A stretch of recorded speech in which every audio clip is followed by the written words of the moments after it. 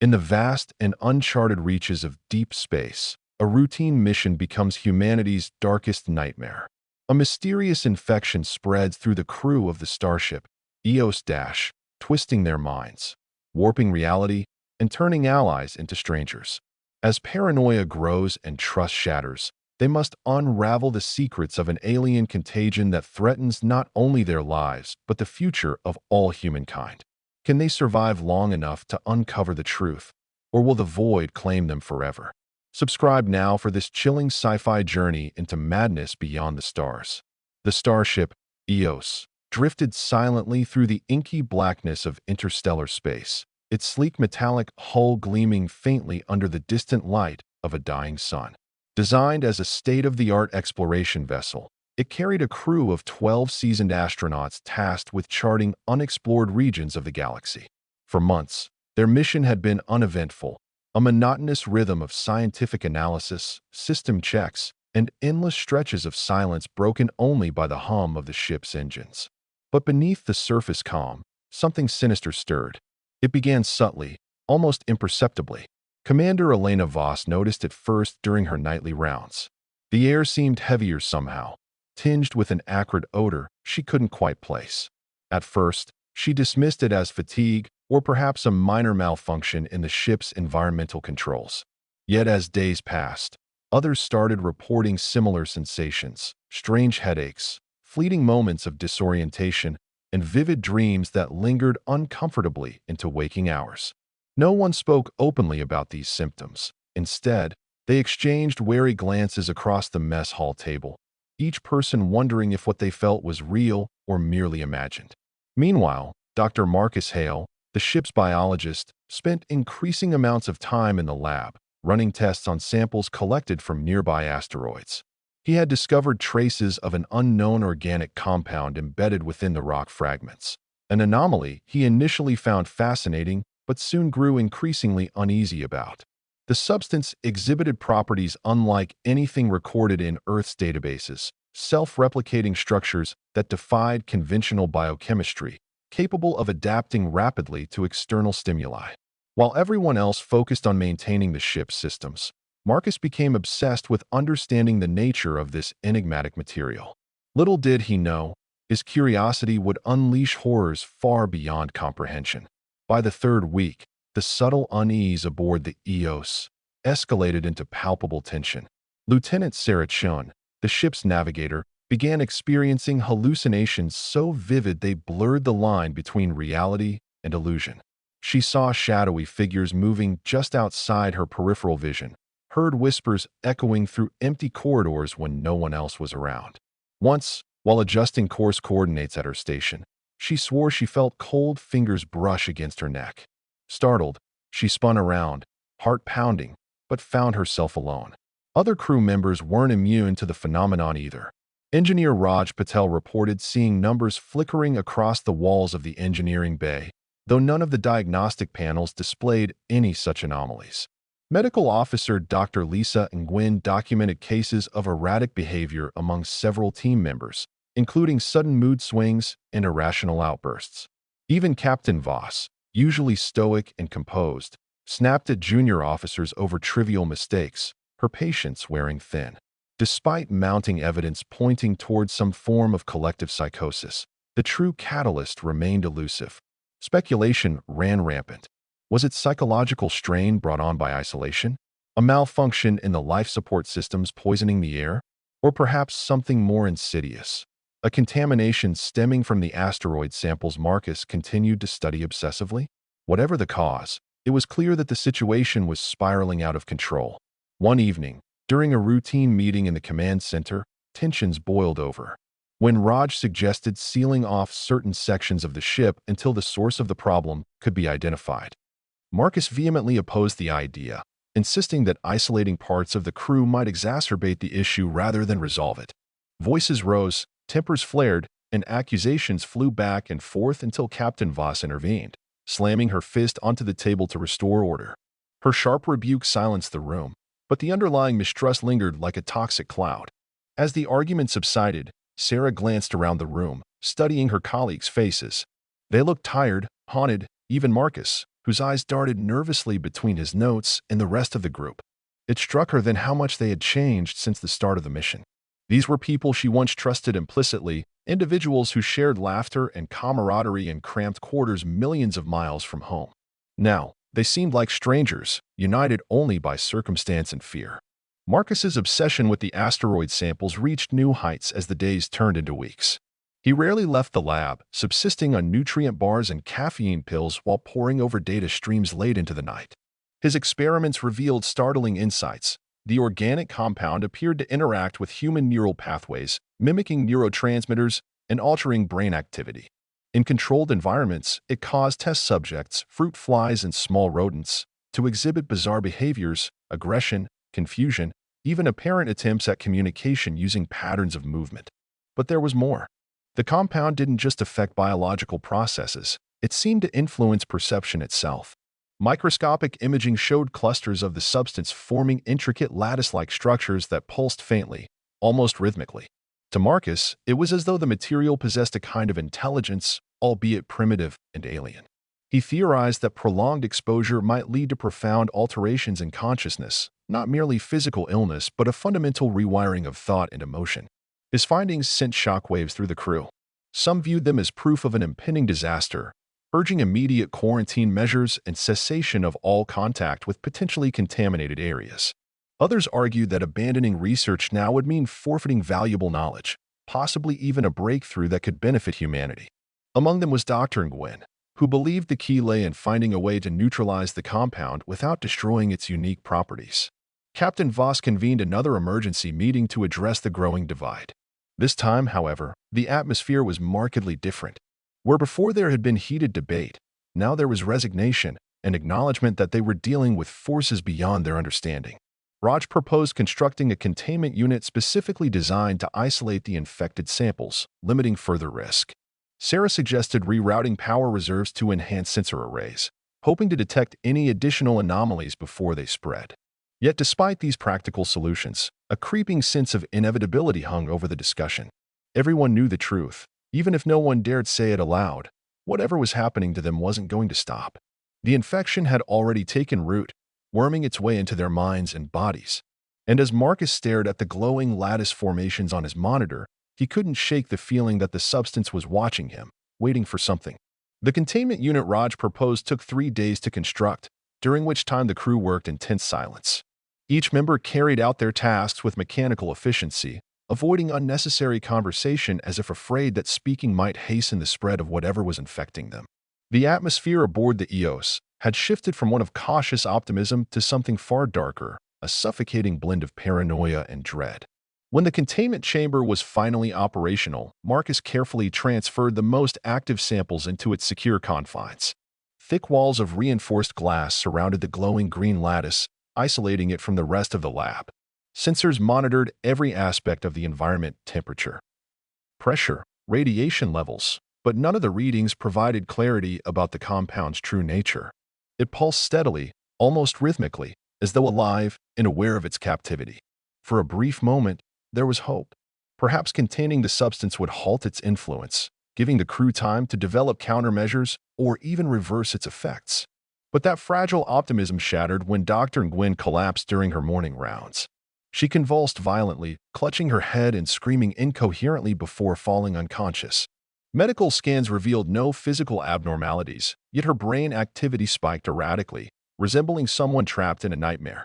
As word of Dr. Nguyen's condition spread, panic rippled through the crew.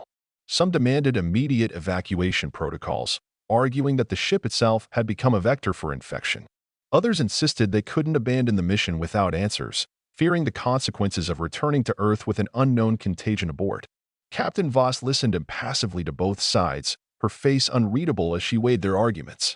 Ultimately, she ordered everyone to remain vigilant and continue monitoring symptoms while Marcus doubled down on his research. But the situation worsened overnight. Surveillance footage captured disturbing behavior amongst several crew members. Engineer Patel pacing aimlessly in the engineering bay, muttering under his breath. Lieutenant Chin staring blankly at navigation charts, her hands trembling uncontrollably. Even Commander Voss herself seemed distracted, snapping orders with uncharacteristic sharpness. Trust eroded further as individuals began questioning each other's intentions.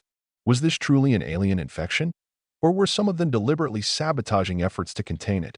In the days following Dr. Nguyen's collapse, the crew fractured into smaller groups, each operating independently out of fear or necessity. Communication dwindled to terse updates transmitted via intercoms, avoiding face-to-face interactions whenever possible. Meals were eaten alone in private quarters rather than shared in the mess hall. Even routine maintenance tasks became solitary endeavors, with engineers working in shifts to minimize contact. Yet isolation did little to alleviate the growing sense of unease. If anything, it amplified it. Alone in their quarters, crew members found themselves haunted by vivid hallucinations that grew increasingly surreal. Lieutenant Chin saw entire cities materializing outside her window, floating impossibly in the vacuum of space. Engineer Patel reported hearing disembodied voices calling his name, urging him to join us. And Captain Voss woke repeatedly from dreams where she stood on the bridge, issuing commands to phantom officers who obeyed her with eerie precision. Marcus, meanwhile, made a chilling discovery. The organic compound inside the containment chamber wasn't just inert matter responding to external stimuli, it was evolving. Microscopic analysis revealed new structural formations appearing daily, branching outward like roots seeking nourishment. More alarmingly, these changes correlated directly with fluctuations in the crew's mental states. Whenever someone experienced heightened anxiety or distress, the lattice intensified its pulsations, glowing brighter and spreading faster. It dawned on Marcus that the infection didn't operate according to human logic. This wasn't a disease in the traditional sense, but something far more insidious, an entity capable of exploiting emotions and thoughts to propagate itself. By feeding on fear and uncertainty, it gained strength, infiltrating not only bodies but also minds. And once entrenched, it reshaped reality itself, bending perception to suit its needs. Desperate for answers, Marcus turned to historical records stored in the ship's database, searching for parallels between their current predicament and past encounters with extraterrestrial phenomena. What he uncovered chilled him to the core. Centuries earlier, explorers had documented similar incidents involving ships lost in deep space, their crews vanishing without explanation. In each case, survivors described visions, paranoia, and eventual madness before communication ceased entirely. None of those vessels were ever recovered. Captain Voss called another meeting, though attendance was sparse. Only 5 crew members gathered in the command center, their faces pale and drawn, eyes hollow from lack of sleep. The others either refused to leave their quarters or claimed they were too busy managing critical systems. Those present sat stiffly in their chairs, avoiding eye contact and clutching cups of lukewarm coffee as if clinging to some semblance of normalcy. Marcus presented his findings, his voice trembling slightly as he explained the connection between the crew's deteriorating mental health and the compound's accelerated growth. He hypothesized that the infection thrived on emotional instability, using it as fuel to expand its reach. His conclusion was grim. Unless they could stabilize their collective mindset, the entity would overwhelm them completely. Dr. Nguyen, still bedridden but partially lucid, chimed in via video link. Her speech was slurred, but her words carried weight. "We're not fighting a virus," she said haltingly. "It's adaptive, sentient. It doesn't want to kill us, it wants to change us." The implications sent a ripple of horror through the room. Change them into what? Into host for the alien consciousness? Into something entirely non-human?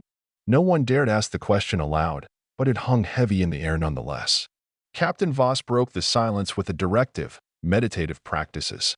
They would dedicate 2 hours daily to mindfulness exercises designed to calm nerves and restore focus. It sounded absurd given the circumstances, but desperation breeds creativity. Anything to combat the creeping insanity gnawing at their sanity. Reluctantly, the crew complied. At first, the sessions felt awkward and forced, with participants struggling to concentrate amidst the chaos swirling within their minds. But over time, subtle improvements emerged. Breathing slowed, muscles relaxed, and fleeting moments of clarity pierced the fog of confusion. For brief spans, the pulsating glow inside the containment chamber dimmed, offering tentative proof that their efforts weren't entirely futile. Still, doubt lingered. Could mere meditation truly hold back the tide of an alien force intent on consuming them whole? Despite initial progress, cracks began forming in the fragile unity forged during the meditation sessions. Not everyone responded equally well to the exercises. While some found solace in the structured routine, others grew frustrated, convinced it was a waste of precious resources. Engineer Patel openly mocked the practice, dismissing it as pseudoscience unworthy of professional astronauts. His skepticism fueled resentment among those trying earnestly to cope, creating rifts that widened with each passing day. Lieutenant Shin bore the brunt of Patel's cynicism.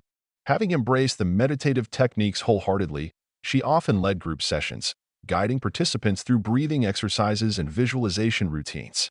To Patel, her enthusiasm bordered on fanaticism, and he didn't hesitate to voice his disdain. Their arguments escalated quickly, culminating in a heated confrontation in the engineering bay. Voices echoed off metal walls as accusations flew back and forth, neither side willing to concede ground. Captain Voss intervened, ordering both parties to separate until tempers cooled. But the damage was done. Unity splintered further, leaving pockets of resistance scattered throughout the ship. Some continued practicing meditation, clinging to it as their last bastion of hope. Others abandoned the effort altogether, retreating deeper into isolation and despair. Meanwhile, the entity showed no signs of relenting. Its pulsations grew stronger, accompanied by strange vibrations resonating through the ship's hull. Crew members reported hearing whispers again, louder and more distinct this time. Fragmented phrases drifted through corridors, urging surrender, promising salvation, warning of doom. Sleep became impossible. Exhaustion set in, exacerbating irritability and paranoia. Even Marcus, whose dedication to understanding the infection remained unwavering, succumbed to fatigue. Late one night, hunched over his workstation, he dozed off mid-experiment. When he awoke hours later, disoriented and drenched in sweat, he discovered alarming changes in the containment chamber. The lattice structure had expanded significantly, tendrils reaching toward the edges of the glass enclosure as if testing its limits. Worse still, faint impressions appeared etched onto the surface, not random scratches but deliberate patterns resembling symbols. Symbols that looked eerily familiar. The symbols etched onto the containment chamber bore an uncanny resemblance to markings found in ancient Earth cultures, Mayan glyphs, Norse runes, Aboriginal dot paintings, all jarringly out of place aboard a futuristic starship. Yet here they were, carved into transparent glass by an alien organism millions of light years away from humanity's cradle. Marcus stared at them, transfixed, his mind racing with possibilities. Were these remnants of civilizations long since consumed by the same entity now threatening the Eostash? Or did they represent something else entirely, a language, a message, a plea for help? He photographed the symbols meticulously, cross-referencing them against the ship's extensive cultural database. Patterns emerged, connecting disparate elements across continents and epochs. Common themes surfaced: warnings of impending catastrophe, depictions of celestial beings descending upon Earth, rituals meant to appease or banish malevolent forces. The parallels were undeniable, suggesting a recurring event woven into the fabric of human history. Word of Marcus's discovery spread quickly, reigniting debates among the dwindling ranks of functional crew members. Some interpreted the symbols as evidence of divine intervention, proof that higher powers guided humanity's destiny. Others viewed them as tools of manipulation, designed to exploit primal fears ingrained in the species' collective psyche. Captain Voss listened intently to both perspectives, weighing the potential ramifications of each theory. Ultimately, she decided to act. Gathering volunteers, including Lieutenant Shin, who maintained faith in their ability to resist the infection, they ventured into the lab to study the symbols up close. Armed with handheld scanners and recording equipment, they analyzed every detail, hoping to decipher their meaning. What they uncovered defied comprehension. The symbols weren't static images but dynamic sequences shifting subtly over time. Viewed together, they formed a kind of visual narrative, telling a story of conquest and assimilation. Beings composed of pure energy descended upon primitive worlds, merging with native populations to create hybrid entities capable of surviving in multiple dimensions. Resistance was futile, adaptation inevitable. As the team absorbed this revelation, a profound sense of futility washed over them. If the infection sought not destruction but integration, what chance did they have of resisting it? How could mere mortals stand against an intelligence older than stars? Hopelessness settled heavily over the Eostash, smothering any remaining sparks of defiance. Crew members moved like ghosts through the ship's corridors, their actions mechanical and devoid of purpose. Meditation sessions faltered, then ceased altogether. Tempers flared unpredictably, leading to shouting matches and physical altercations. Trust evaporated entirely, replaced by suspicion and hostility. Captain Voss struggled to maintain order amidst the chaos, but even her iron will buckled under the strain. She locked herself in her quarters for hours at a time, emerging only to issue terse instructions or review status reports. Her once commanding presence waned. leaving behind a shadow of the leader she used to be. Amidst this descent into madness, Marcus clung stubbornly to his work. Obsessed with unraveling the mystery of the symbols, he pushed his body to its limits, subsisting on minimal sleep and nutrition. His appearance deteriorated rapidly, dark circles ringed his sunken eyes, his hair matted with sweat, his hands trembling from exhaustion. Yet his determination never wavered. One fateful evening, while poring over data streams, Marcus noticed something extraordinary. The symbols weren't merely decorative or informative, they served a functional purpose. Each sequence corresponded to specific neural pathways activated in the brains of infected individuals. By decoding the patterns, he realized it might be possible to disrupt the entity's influence, severing its connection to the crew's minds. Heart-pounding, he devised a risky plan. Using modified neural interfaces, he intended to broadcast countersignals directly into the containment chamber, targeting the lattice structure with carefully calibrated frequencies. Success hinged on precise timing and execution. If done incorrectly, the attempt could accelerate the infection rather than neutralize it. Summoning what remained of his courage, Marcus prepared for the experiment. He knew failure meant certain death, but success offered a slim chance of salvation. As he initiated the procedure, the ship trembled violently, lights flickering as power surged unpredictably. For a moment, everything went black. When consciousness returned, Marcus found himself lying on the floor of the lab, disoriented and gasping for breath. Around him, equipment lay scattered, monitors displaying garbled data streams.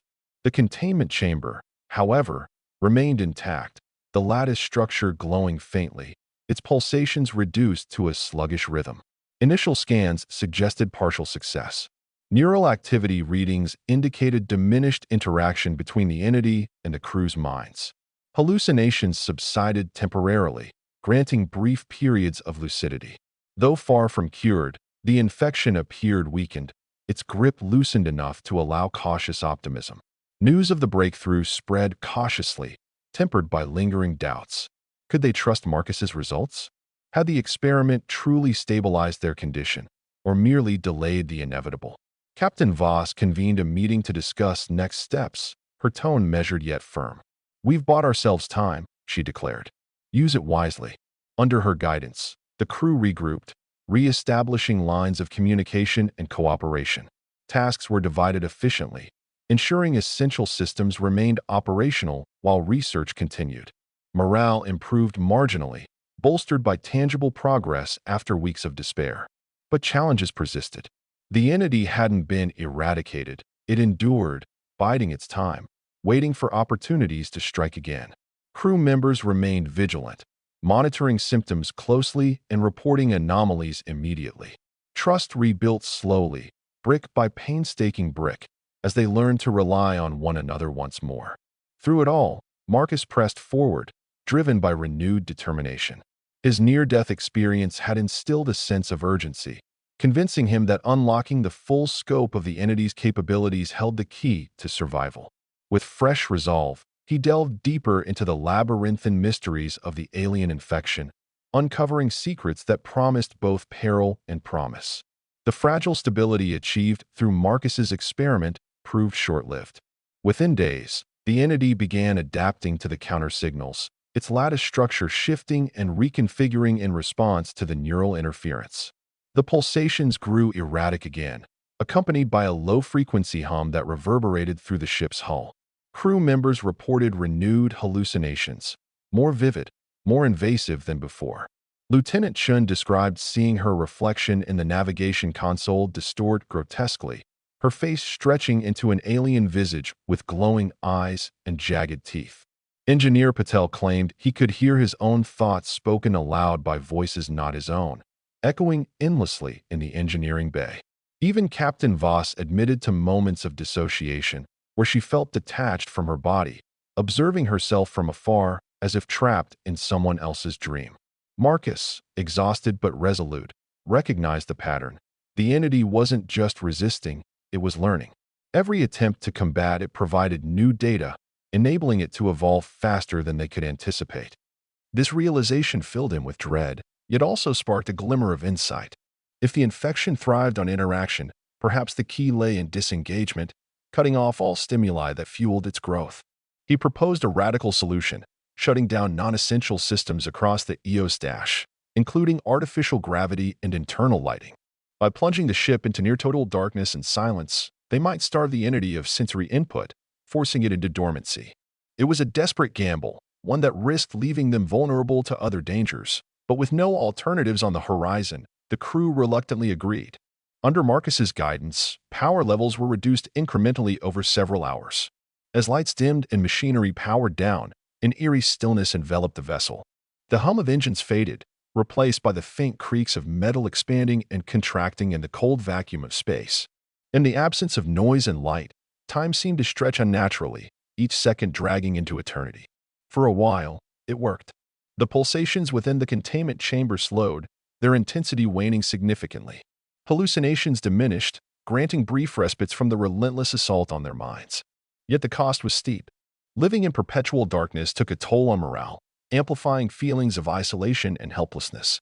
Without visual or auditory distractions, the crew became hyper-aware of every sensation, their breathing, their heartbeats, the occasional scrape of boots against the floor. And then, inevitably, something shifted. It started subtly, a faint vibration beneath their feet, barely perceptible at first. Then came the whispers, softer than before but unmistakably present, threading through the oppressive silence like tendrils of smoke.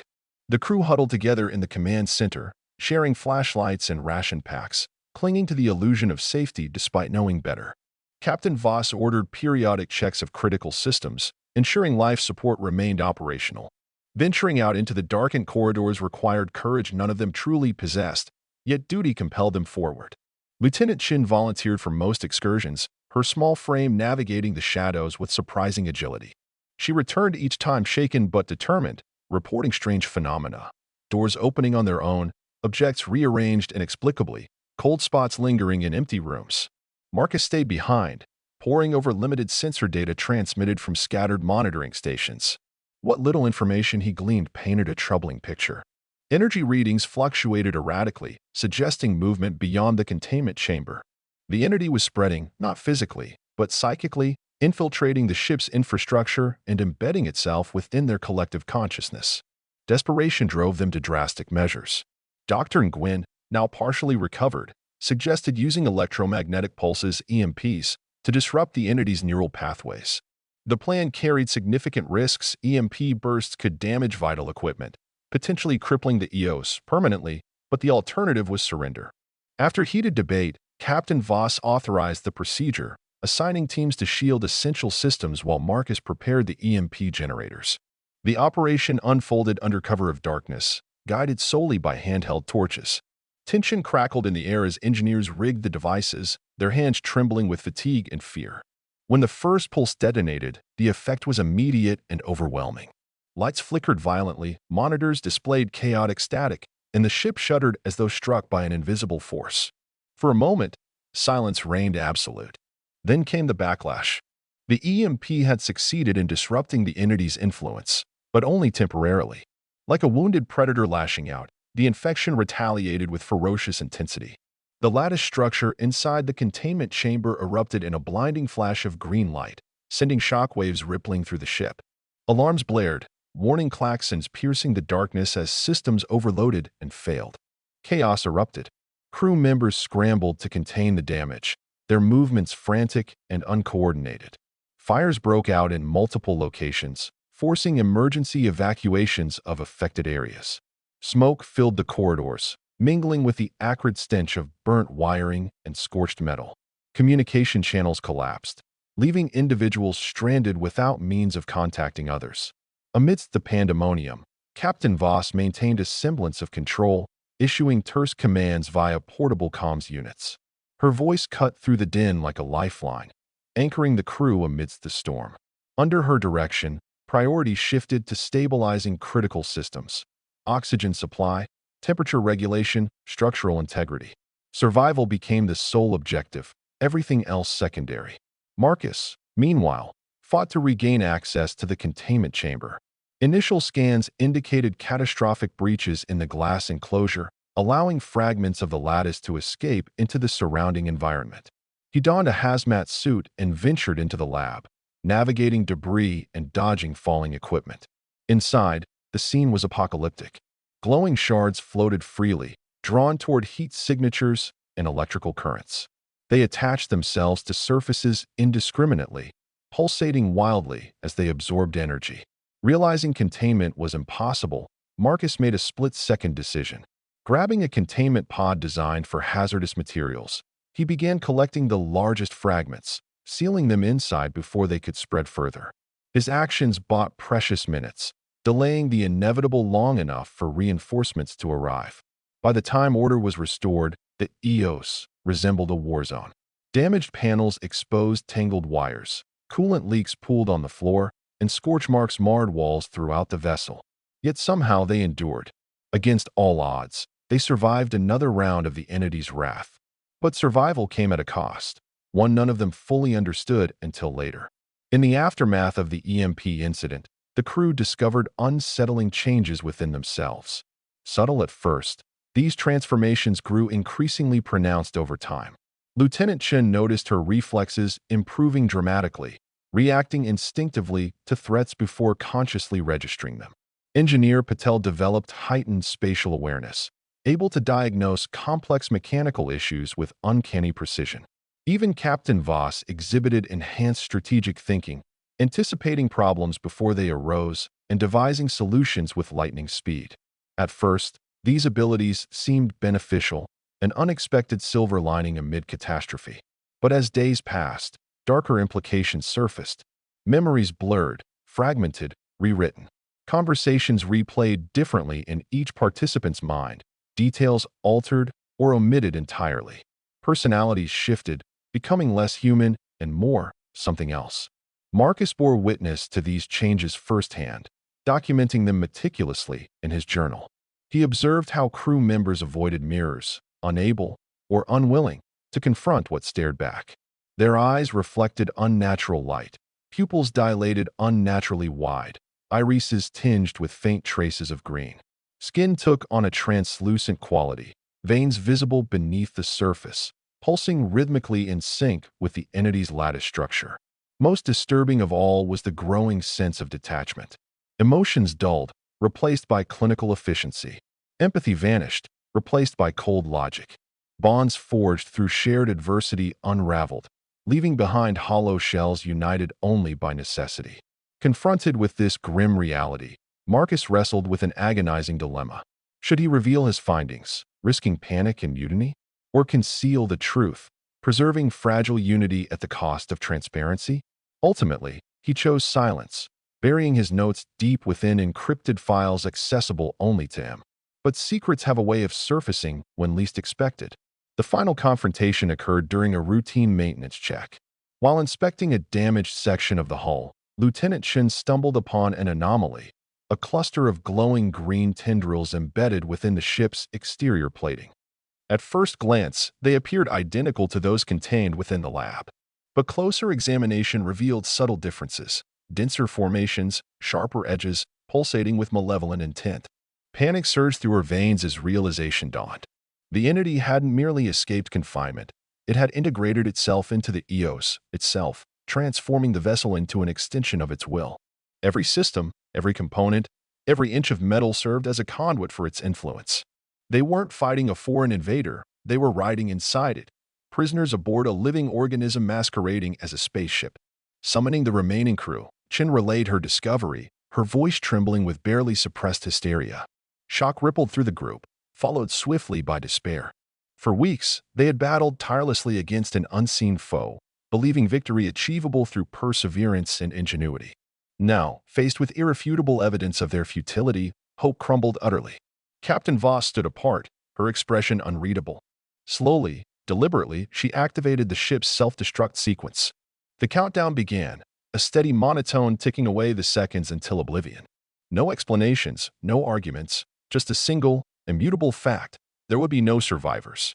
As the timer reached zero, a blinding explosion engulfed the EOS stash, erasing it from existence. In the vast emptiness of space, silence reigned once more. Yet somewhere, hidden among the stars, the entity lingered, waiting patiently for its next opportunity. Subscribe now to explore more thrilling tales of cosmic horror and science fiction.